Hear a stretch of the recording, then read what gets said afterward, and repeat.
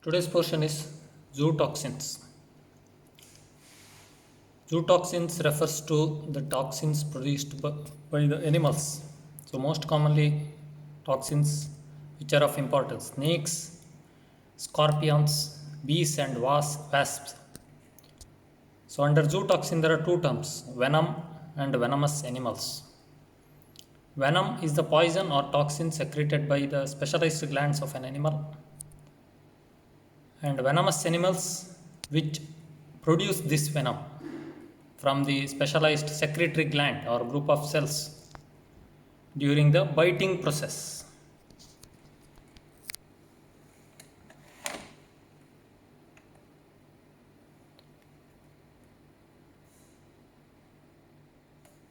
So approximately there are about more than thousands of or lakhs of deaths related to various venomous animals.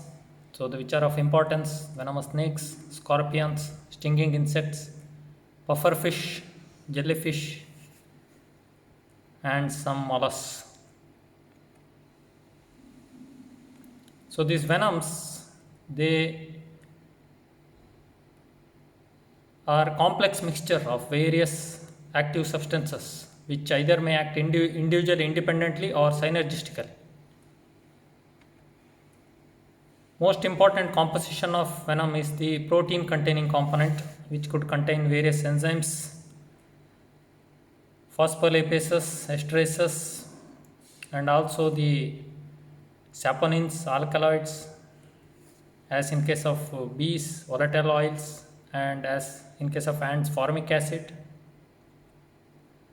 And there are specific toxins produced by the organisms: saxitoxin as in case of shellfish, melittin as in case of honeybee, ciguatoxin, tetrodotoxin as in case of pufferfish, bufotoxin as in case of toads.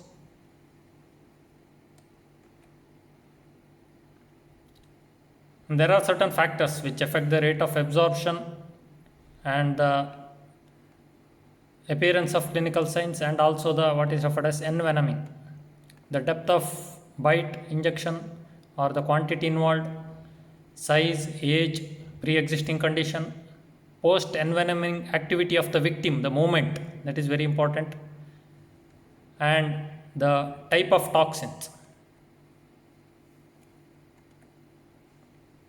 So whenever the venom is there, the specific treatment is with the antivenins or antivenoms.